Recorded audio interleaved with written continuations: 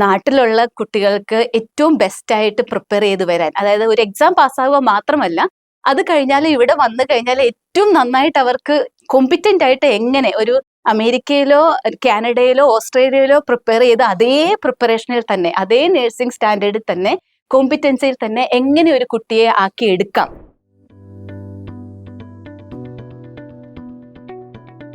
എൻഗ്ലക് സാറിന് ഒരു വലിയ വിഷമം പിടിച്ച ഒരു എക്സാം ആണോ എന്ന് ചോദിച്ചാൽ ആണെന്നും അല്ലെന്നും പറയാം. കാരണം എൻഗ്ലക് സാറിന്റെ എക്സാമില് നമുക്ക് തിയറിറ്റിക്കൽ നോളജ് മാത്രം പോരാ, നമുക്ക് ആ ഒരു അപ്ലൈ ചെയ്യാനുള്ള ആ ഒരു ക്രിട്ടിക്കൽ തിങ്കിങ്, ക്ലിനിക്കൽ ജഡ്ജ്മെന്റ് അത് നമുക്ക് വേണം. അപ്പോൾ അതുകൊണ്ട് തന്നെ പിളറൻ കോഴ്സ് ഡിസൈൻ ചെയ്യുമ്പോൾ എനിക്കൊരു ഫീൽ ചെയ്ത ഒരു ഗ്യാപ്പ് അതായിരുന്നു. അതായത് ശരിക്കും നമ്മുടെ നാട്ടിലെ കുഞ്ഞുങ്ങൾ നമ്മുടെ കുട്ടികൾ ഭയങ്കര സ്മാർട്ടാണ്, ഭയങ്കര ഇന്റലിജന്റ് ആണ്. നഴ്സിംഗ് പഠിച്ചിറങ്ങി വരുന്ന കുട്ടികൾക്ക് ഒരുമാതിരിപ്പെട്ട എല്ലാ കാര്യങ്ങളും തിയറിയിൽ അവർ ഭയങ്കര അടിപൊളിയായിട്ട് അവർക്കറിയാം. പക്ഷെ അവർക്ക് അറിയത്തില്ലാത്തത് പുറം രാജ്യങ്ങളിൽ, ഇപ്പൊ US, കാനഡ അല്ലെങ്കിൽ ഓസ്ട്രേലിയ ഒക്കെ പോലെയുള്ള രാജ്യങ്ങളിൽ എങ്ങനെയാണ് അതിന്റെ ഒരു ഇമ്പോർട്ടൻസ്, അല്ലെങ്കിൽ എങ്ങനെയാണ് അതൊരു സിറ്റുവേഷൻ വരുമ്പോൾ അത് അപ്ലൈ ചെയ്യേണ്ടത്, ആ ഒരു ഗ്യാപ്പ് എനിക്ക് ശരിക്കും ഫീൽ ചെയ്തിരുന്നു. അതുപോലെ തന്നെ ഫീൽ ചെയ്തൊരു കാര്യമാണ് നമ്മുടെ നാട്ടിലെ കോഴ്സുകളിലൊക്കെ ഉള്ള എക്സാംസിലൊക്കെ കൂടുതലും തന്നെ ഷോർട്ട് ആൻസേഴ്സും എസ്സേ റൈറ്റിംഗും ഒക്കെയാണ് നമ്മൾ നഴ്സിംഗ് സ്കൂളിൽ സാധാരണ വരിക. പക്ഷേ എൻഗ്ലക് സാറിന്റെ എക്സാം എന്ന് പറയുമ്പോൾ അത് ശരിക്കും മൾട്ടിപ്പിൾ ചോയ്സ്, അതിന്റെ തന്നെ വേരിയേഷൻസ് ആണ് വരിക. അല്ലാതെ നമുക്ക് ഒരുപാട് ഇങ്ങനെ എഴുതി പിടിപ്പിക്കുന്ന എസ്സേ പോലെ എഴുതി പിടിപ്പിക്കുന്ന റിഗജിറ്റേറ്റ് ചെയ്യുന്ന രീതിയിൽ നമുക്ക് ഈ എക്സാം പാസ്സാവാൻ പറ്റില്ല, പ്രത്യേകിച്ച് ഒരു കമ്പ്യൂട്ടർ അഡാപ്റ്റീവ് എക്സാമും കൂടെ ആയതുകൊണ്ട്. അപ്പൊ അതുകൊണ്ട് തന്നെ അതിനൊക്കെ പറ്റുന്ന രീതിയിൽ ഞാൻ ഇതിൽ കൂടെ തന്നെ വന്ന ആളായതുകൊണ്ട് എനിക്ക് ഡിഫറൻസ് എനിക്ക് ശരിക്കും മനസ്സിലാവുമായിരുന്നു. അത് കൂടെ അപ്പോൾ വരുമ്പോൾ എങ്ങനെ ഈ കുട്ടികളെ ഏറ്റവും ബെസ്റ്റ് ആയിട്ട് പ്രിപ്പയർ ചെയ്യാം, അതായത് അമേരിക്കയിലോ കാനഡയിലോ ഓസ്ട്രേലിയയിലോ പോയി നഴ്സിംഗ് പഠിച്ച് വന്ന അതേ കുട്ടികളുടെ സ്റ്റാൻഡേർഡിൽ, അതേ ഒരു ആപ്ലിക്കേഷൻ ലെവലിൽ എങ്ങനെ നമ്മുടെ ഇന്റർനാഷണൽ നഴ്സസിനെ, മലയാളി നഴ്സസിനെ എങ്ങനെ പ്രിപ്പയർ ചെയ്തെടുക്കാം എന്നുള്ളതായിരുന്നു എൻ്റെ ഏറ്റവും വലിയ ഒരു ചലഞ്ച്. അപ്പൊ അതിന്റെ പാർട്ടായിട്ട് ഞാൻ പിന്നെ PhD ചെയ്തിരുന്നു. ടെക്സസ് വുമൺസ് യൂണിവേഴ്സിറ്റി നിന്നാണ് PhD ചെയ്തത് നഴ്സിംഗ് സയൻസിൽ.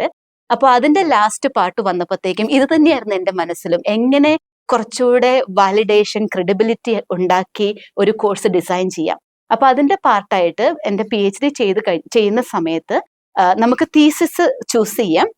അപ്പോൾ എൻ്റെ മെന്റേഴ്സും ടീച്ചേഴ്സും പ്രൊഫസേഴ്സും ഒക്കെ യൂണിവേഴ്സിറ്റിയിലെ പ്രൊഫസേഴ്സും ഒക്കെ ആയിട്ട് ഞാൻ ഡിസ്കസ് ചെയ്തപ്പോൾ എൻ്റെ ഈ ആഗ്രഹത്തെപ്പറ്റി ഞാൻ പറഞ്ഞു. അതായത് നാട്ടിലുള്ള കുട്ടികൾക്ക് ഏറ്റവും ബെസ്റ്റ് ആയിട്ട് പ്രിപ്പയർ ചെയ്ത് വരാൻ, അതായത് ഒരു എക്സാം പാസ്സാവുക മാത്രമല്ല, അത് കഴിഞ്ഞാൽ ഇവിടെ വന്നു കഴിഞ്ഞാൽ ഏറ്റവും നന്നായിട്ട് അവർക്ക് കോമ്പിറ്റന്റ് ആയിട്ട് എങ്ങനെ ഒരു അമേരിക്കയിലോ കാനഡയിലോ ഓസ്ട്രേലിയയിലോ പ്രിപ്പയർ ചെയ്ത് അതേ പ്രിപ്പറേഷനിൽ തന്നെ, അതേ നഴ്സിംഗ് സ്റ്റാൻഡേർഡിൽ തന്നെ, കോമ്പിറ്റൻസിയിൽ തന്നെ എങ്ങനെ ഒരു കുട്ടിയെ ആക്കി എടുക്കാം എന്നുള്ളതായിരുന്നു എൻ്റെ ഒരു ആഗ്രഹം എന്നുള്ള രീതിയിൽ പറഞ്ഞപ്പോൾ പ്രൊഫസേഴ്സ് എനിക്ക് റെക്കമെൻഡ് ചെയ്ത് തന്നത് എന്തുകൊണ്ട് വൈ ഡോണ്ട് യു ഡു എൻഗ്ലക്സ് ആസ് യുവർ തീസിസ് എന്ന് ചോദിച്ചു.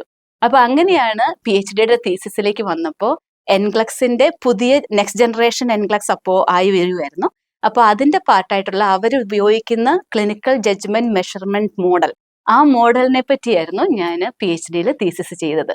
അത് വളരെയധികം ഹെൽപ്പായി. കാരണം എനിക്ക് ഒരുപാട് വളരെ ഉന്നതങ്ങളിലിരിക്കുന്ന ഒരുപാട് നോളജ് ലെവലിലുള്ള ഒരുപാട് പ്രൊഫസേഴ്സിന്റെ ഹെൽപ്പും മെന്റർഷിപ്പും അത് ചെയ്യാൻ വേണ്ടിയിട്ട് കിട്ടി.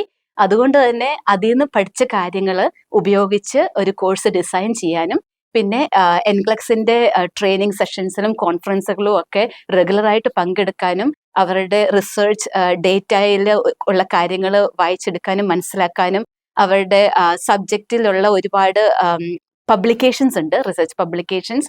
അപ്പോൾ അതിലേക്കൊക്കെ ഒരുപാട് ആക്സസ് കിട്ടി.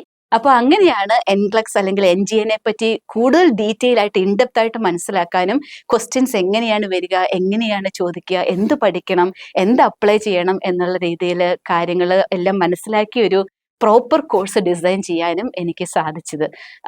അതിന് ഒരുപാട് പേരുടെ പ്രയത്നമുണ്ട്, ഒരുപാട് പേരുടെ അനുഗ്രഹങ്ങളുണ്ട്, ഒരുപാട് പേര് തന്ന നോളജ് ഉണ്ട്.